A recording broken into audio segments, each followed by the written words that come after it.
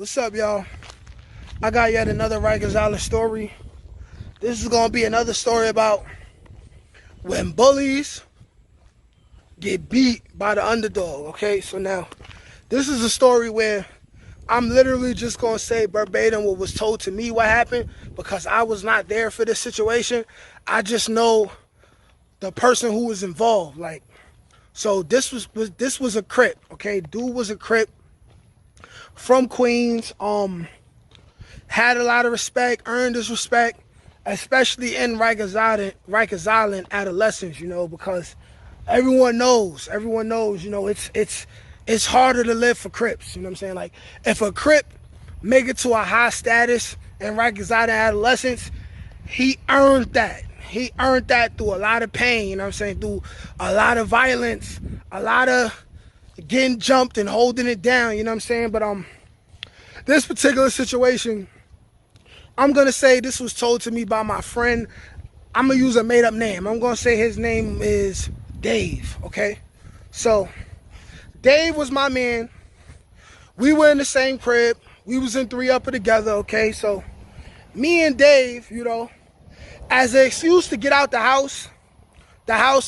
cell house that we're in, we would go to Law Library. Now, Law Library, Before, I believe after I left Rikers Island, they stopped letting people wear regular clothes as well as regular sneakers, which they stopped doing that, the sneakers part, when I was in Rikers Island. But up to that point, people would use every excuse they could to leave the house and just be fly. Put their little earrings, fake earrings in their ear, right? Put on their polo shirt and their True Religions and use any excuse. That's a visit or that's going to Law Library. So, me and Dave, we in Law Library. We just mingling, we kicking it, saying what's up to the older dudes that work in Law Library. Or you plan to meet up with other people who you cool with. Maybe they got a couple snacks for you. Maybe you in the business of exchanging drugs and dealing drugs and you going to make a deal. Or for the Bloods, they were, going to have their little powwows, their little meetings and stuff like that. Now, in Law Library, me and Dave come across this guy. Now, this guy, I'm going to say his name was Bishop. I guess, yeah, Bishop. So, Bishop was this Crip from Queens. Now, like I said, he earned his respect, all of that. But Bishop was a D-head. He was very arrogant. He was a vicious bully.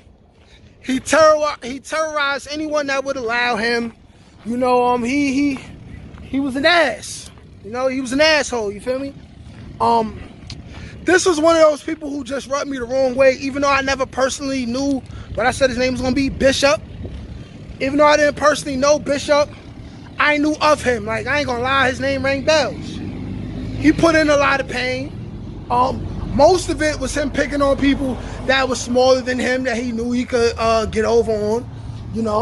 He's one of those people to where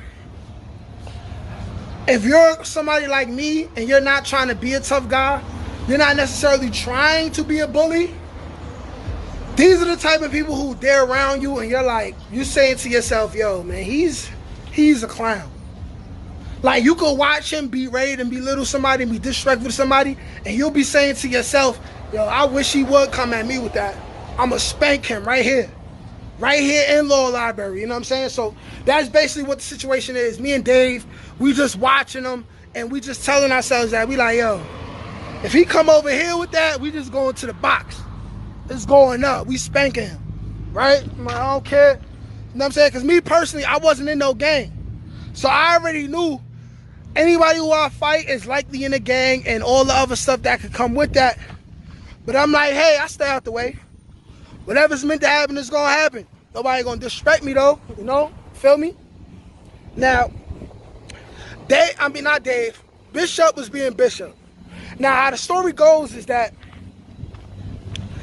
Dave, who was my boy from 3 Upper, he gets moved to the same house as Bishop. Now, Dave was not soft. Dave was official. Now, Dave moves to this house to this new house where Bishop is already on the team. He's already a high-ranking game member. He's on the team and everything. Dave moves from 3 Upper to this house. Now, all of this that I'm talking about is within months of us going to law library, seeing Bishop there, being who he was, and us thinking about that. So really, nobody really like thinking about Bishop. But it was just ironic that Dave ends up getting moved to the same house as him, and he gets a high-ranking position as well, like he already had in 3 Upper, which is a team spot. But like I said, Dave is a wholesome dude. He a good dude. He's not all the way with the oppression of our own people and stuff like that anyway, because he was a Muslim. He was a Muslim, you know what I'm saying? Like, he came into jail Muslim, you know what I'm saying? Like, he was raised like that. Like, his father was Aki, you know what I'm saying? So, but, you know, he is who he is. You know, yes, he was in the gang, all that. But we were keeping in contact with each other. And I just remember we would send kites back, and we'd be talking about what's going on in all these different houses and stuff like that. And he would just talk about how Bishop was in the house with him. You know what I'm saying? And like I said, we talk about that within the kites, or we run into each other at law library, stuff like that. And he'd be like, yo, this nigga's annoying. He is annoying. He know the right people to pick on. You know what I'm saying? He don't do that to nobody that's tough or might be tough. You know what I'm saying? He like, one day, he gonna pick on the wrong damn nigga, and he gonna get the brakes beat off him. I'm like, yeah, word, copy. You know what I'm saying?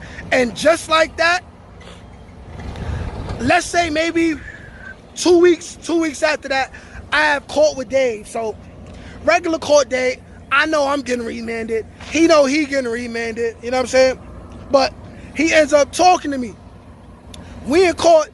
The first thing he said to me when we was in the pens, before we even left Rikers Island to go to, you know what I'm saying, Bronx court, he tells me, hey, yo, guess what happened to Bishop? I'm like, he finally got smoked, didn't he? Yeah, I'm like, who was it? Such and such? I'm naming like other tough dudes in the crib. I'm naming the dudes that got the crib. I'm like, who was it? This dude, that dude, that dude? He like, nah, it was a day room nigga. I'm like, a day room nigga? I'm like, how? He was like, yeah, so Bishop was just being disrespectful doing his regular Bishop thing. You know how dudes on the team, when they want a day room nigga to get off the phone, they might rush him off the phone, or they might hang up their phone call. I'm like, yeah.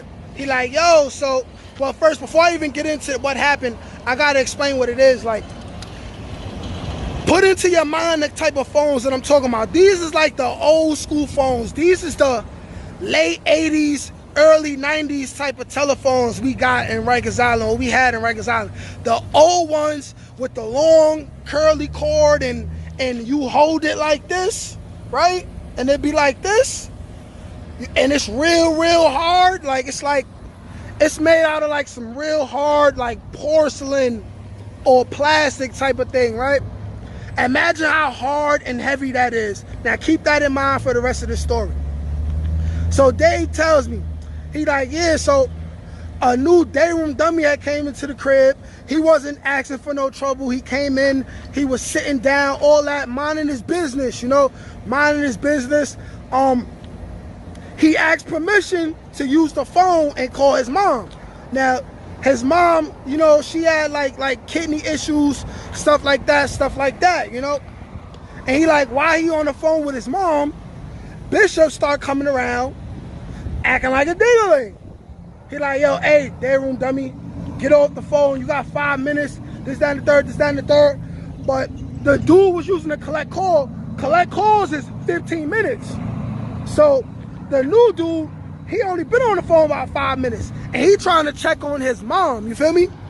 So in the process of that, while he on the phone talking to his mom, as Dave told me, Bishop comes and he hangs up the phone. He presses like that button, y'all know that button that automatically hangs up the phone call, right? He's slipping though.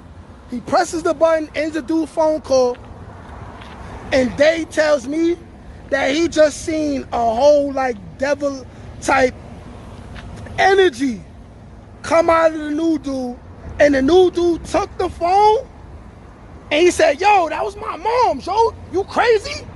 And then bashed him mad hard with the phone in his nose one time. Bing!